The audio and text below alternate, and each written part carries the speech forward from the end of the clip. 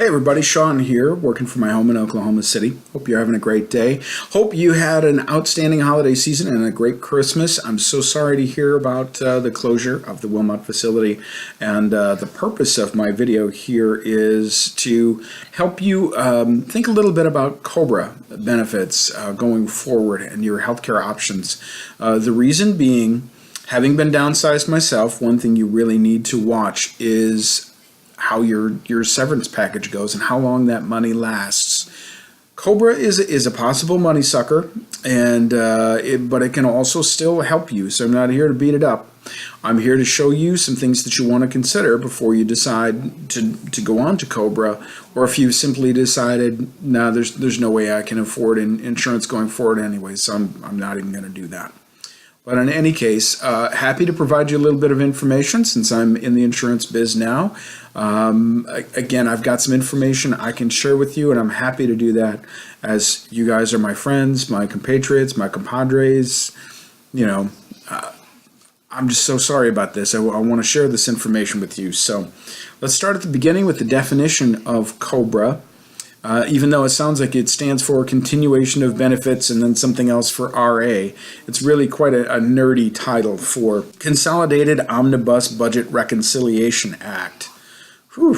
Okay, only insurance nerds like me need to know that. But it gives employees the right to pay premiums for and keep the group health insurance that they would otherwise lose after they reduce their work hours or lose or quit their jobs. And the reason why, and it's so expensive, and you've probably already seen the numbers, what it's going to cost you, is it's comprised of what the employer contribution is and what you've been paying all along. So now you know what that full premium costs. Hopefully there's a little bit of negotiating discount in there that Mattel was able to do, but otherwise it's cha-ching, as you've already seen. And so why is it cha-ching? Well, Mattel's got more than 50 employees, and anytime you have 50 or more employees, the coverage needs to be ACA compliant, meaning it needs to be guaranteed issue, and it needs to feature all of the required essential benefits. That being said, that price is going to reflect what's going on in the marketplace and Obamacare. And there may be some savings from contract rates. Man, I hope so, if you decide to stay on it. So Cobra, the good, all right, well, pre-existing conditions are covered because you currently have coverage. So that's outstanding. You can just stay on that coverage ride that horse for as long as you can, so to speak. It would include all of the essential health benefits, such as those for maternity, drug and alcohol benefits, rehab, mental illness coverage, things of that nature. And again, maybe because of some negotiating, it is cheaper than anything on the marketplace. The not so good, or even the bad, the cost. Your monthly amount can be as much as a mortgage. That's probably not going to fit your budget since you're losing your job. So this may not be a good option for you. Healthy people may not need this much coverage, and you can't change the coverage. So, you have to take it as it is. So it may not work for you or your family. Also, it's not good forever. Okay, so what if you do opt out? Let's talk about these. These are some categories that I put down as things you're going to want to consider. So you may think about getting added to your spouse's policy. You may look at some other type of coverage. Things you can look at would be on the marketplace, a short-term medical policy, non-ACA fixed indemnity plan, state-sponsored coverage, or you may decide to go without coverage, which I certainly don't recommend. Okay, so let's start with adding yourself to your spouse's policy. Well, each business handles this a little bit differently, and one thing you don't know is whether or not they will have a special enrollment period for you so you can join right away. If they do, that's great. If they don't, you would need something until their open enrollment period occurs. Then, you can stick on Cobra then, or you can do something else, depending on the cost and what that does to your budget while you're in between jobs. Also, the rates may vary. And what this means is employees may receive more of a copay, or the employer may pay more of the share of the policy for the employee than they do for anyone added from the family. So you're going to want to know what that costs to see if that's really a good option or not. I'm hearing more and more about employers covering a portion of the employee's insurance coverage, but if they want their family on it, the family has to pay for that full premium, but they're happy to put them on the policy. All right, so if that's a thought for you, do your homework. You need to know when you can be added, what it will cost, and you also want to know what the benefits are. So, is there a deductible? What are the co-pays? What's the co-insurance percentage? Is it 70-30? Is it 60-40? You know, how much is the insurance going to cover when you get above and beyond doctor visit type of stuff? And can you cancel if you get better coverage, or do you need to wait until their open enrollment for you to be able to leave? Okay. With the marketplace, there's no longer tax penalties, so you don't have to have this type of coverage. Special enrollment will apply because you are losing your job and and possibly your health care. So they will accept pre-existing conditions. You can choose a plan to best meet your needs. Bronze, silver, gold. If you use the insurance a lot, you're going to want to look at silver or gold.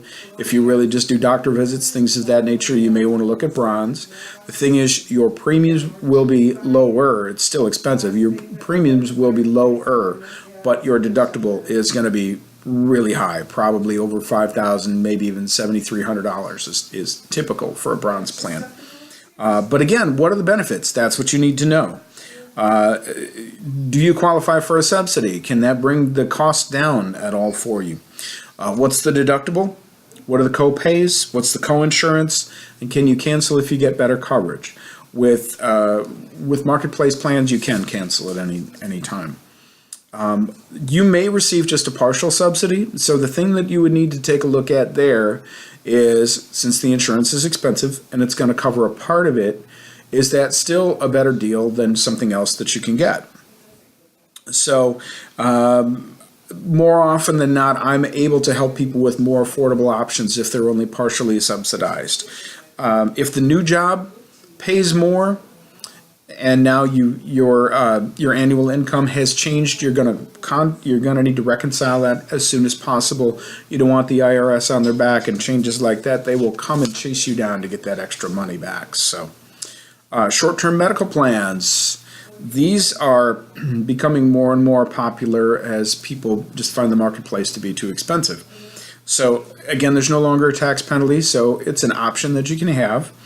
It's much cheaper than the Cobra or an ACA plan, simply because there are fewer of those essential health benefits. You just need to know what's included, what's not included. It's private insurance, so you can enroll when you like. They typically don't accept pre-existing conditions.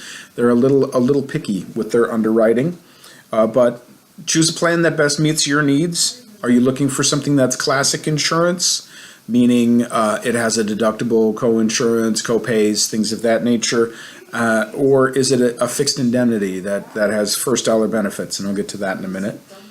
Can you cancel it if you get better coverage? You typically can. The sticky wicket here is it's not guaranteed renewable. So if you're in the middle of a claim and it's the end of your term, it's possible you're going to get dropped and you're not going to be able to renew. That's going to leave you with bills to pay, a pre-existing condition, and you're probably going to need to go to the ACA so you can actually get guaranteed issue coverage. All right, fixed indemnity. These are also becoming more and more popular because they're rather affordable ways to manage your healthcare costs, and they're a little more in line with how people actually use their insurance these days. So, fixed indemnity is just a fancy way to say that it pays a specific amount for a specific event. So if you've got a broken finger, that's worth a certain amount. If you've got a broken nose, that's worth a certain amount. If you have cardiac blockage, that's worth a certain amount. So whatever it is, there's a value associated with it, and this insurance would pay for that. Medicare is the most famous of the fixed indemnity plans, and that certainly is based on whatever ails you has a value, and it will pay that value exactly. Okay.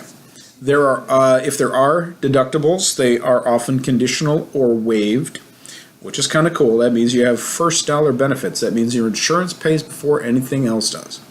The nice thing about that is you don't have a copay. Any remaining balance is just resolved through billing. So short-term medical policies are starting to adopt this model. Much cheaper than Cobra or an ACA plan. You can enroll when you like. It's not subject to open enrollment. They may accept pre-existing conditions. It varies by insurer. I happen to work for an insurer now that is pretty liberal with their underwriting. Again, there are either no or conditional deductibles. No deductible means that you pay the remainder later. Conditional deductibles, what's nice about them is since they exist, they will decrease your premiums. So if it's something that, say for example, knee surgery, outpatient procedures, typically don't have a deductible on them, but a hospital stay would. They're also guaranteed renewable. So if you pay the premiums, you're covered until your Medicare age, and you can also cancel whenever you like. So it's good for short term, good for long term. The issues with them, they're cheaper, but they don't include all of the essential health benefits like an ACA care plan would. But of course, as we've discussed, those are expensive. So there's no maternity benefits. Not everyone needs it, so it's typically excluded. Drug, alcohol, and mental health are often excluded. Wellness is also often excluded, assuming that if you go to the doctor, you can just take care of that. We'll take care of if you're sick or if you're injured above and beyond that. But it's important to consider what all is included in that type of wellness, because that could be your annual exam, it could be other doctor visits, it could be colonoscopies, mammograms, and other diagnostic services to see whether or not you've got a problem. Okay, what about no coverage? No coverage? Do people really do that? Yeah, they actually do. The thing that they like about it is now that there's no tax penalty, it's okay to choose this option. You pay as you go, so that manages your costs. If you don't have any expenses, you'll have no payments. And this may work for you if you don't have any hereditary diseases or things of that nature, but it is extremely high risk, obviously. What most people don't know is about 67% of all medical is required because somebody got hurt in an accident. And the older you get, the higher that percentage goes. So those of us who are starting to get up there, we're more likely to get hurt than get sick. And there are also nearly 1 million annual bankruptcies due to medical bills. And it's not always those who go without coverage. Sometimes it's those who just had the wrong coverage to take care of them. But anyway, no coverage is not something I would recommend. If you feel your insurance is going to be too expensive, let's talk. We'll come up with something for you to get you protected. One thing I'm also asked about lately is major medical. I just want coverage and you know what hits the fan. Well, major medical as an insurance category doesn't exist anymore. There is no longer a catastrophic only option. That coverage class went away with the ACA, and what people liked about it, it was affordable because of the low usage. Most families spend less than $5,000 annually, and so it's highly unlikely that you'll use it. So it's kind of like term insurance, term life insurance. It's cheaper because you typically don't die while you have the coverage, and they know that. So since you're not going to die, there's less risk, so they can charge you less for it. But short-term medical and fixed indemnity can cover those expenses just fine, but by definition, they're not major medical policies. Unfortunately, the only thing that's considered to be major medical these days is ACA. And we all know that that's not an inexpensive way to cover those particular expenses. So one thing I do want to get back to is what if you do have medical concerns and you think you may not qualify for other insurance coverage, so you're just going to stay with Cobra? Well, as you know, you can't stay forever. So one of the things that you'll want to do is take a look at the ACA, go out to the marketplace, and see if there's a plan that makes sense for the person in your family who may not be able to get coverage otherwise.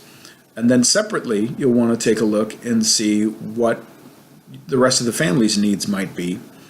And if you can put those two policies together, you can meet your needs, chances are you're going to come up with something that's less expensive than if you just had an ACA plan or if you stayed on Cobra. So I strongly recommend you take a look at things from that particular approach. Save yourself some money and have the appropriate coverage, because that's really what this gets down to, is being responsible with your health care dollars. Your household income is about to change significantly if you don't have another job lined up. And you're going to want to save every dollar from severance that you possibly can. So if you don't need this much coverage, going through Cobra, I highly recommend you do something else. So these are the things that I want you to consider. What can you afford for your health insurance? What coverage do you really need? Balance those two. So do you need maternity coverage? Do you need drug and alcohol counseling? Do you need mental health coverage? What about wellness? What about possible pre-existing conditions that may make it challenging for you to get coverage? And then what kind of flexibility do you need? Do you want to be able to drop this as soon as you get another job that offers health insurance benefits? Also, consider what you may need in the future based on your family's medical history and how far out that may be. So those are the things that I want you to consider, especially since staying on Cobra will cost you. So don't buy more coverage than you need. Now is not the time to be spending more money. It's the time to be spending less. Save those dollars. So for those of you saying, well, I'll just do this until I get my next job. Okay. Well, I have someone who I'm currently working with in that, along those same lines. She's been out for 6 months. I could save her $500 a month. I could have saved her $3,000 by now had she signed up with me rather than say, well, that next job is just right around the corner. That money's gone. $3,000. Okay. So while you're not employed, do you really have $3,000 to spend on something you're getting nothing for? Think about that. Also, you're not going to stick it to the man or milk him for whatever you can by staying. Mattel isn't going anywhere. You're paying the full premium. They don't have anything to do with it anymore once you're on it. So there's no vengeance that's going to happen. So don't be silly. Don't be silly. Also, again, there's no health care penalty, so you don't need this coverage to avoid the tax. So staying is going to cost you. Think about it. Again, what are your needs? What does that cost? What are your options? I can help you walk through all of those things. I'm happy to answer any questions you have, get you pricing on fixed indemnity policies that I carry. I'm happy to walk through the marketplace with you. I've got a lot of experience being out there showing customers around, defining what this is. This is all new to you because you've just been covered for as long as you've been here. But now there's a change, and healthcare has changed a lot too. So I kind of want to be your guide as you go through this. So I'll make sure as I go back and edit this that my phone number is available, my email address is available to you. Call me, email me, text me, whatever questions you have. I want to help.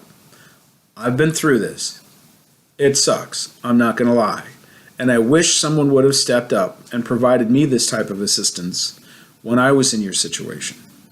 So, again, as your former leader, your compadre, your friend, let me know how I can help you.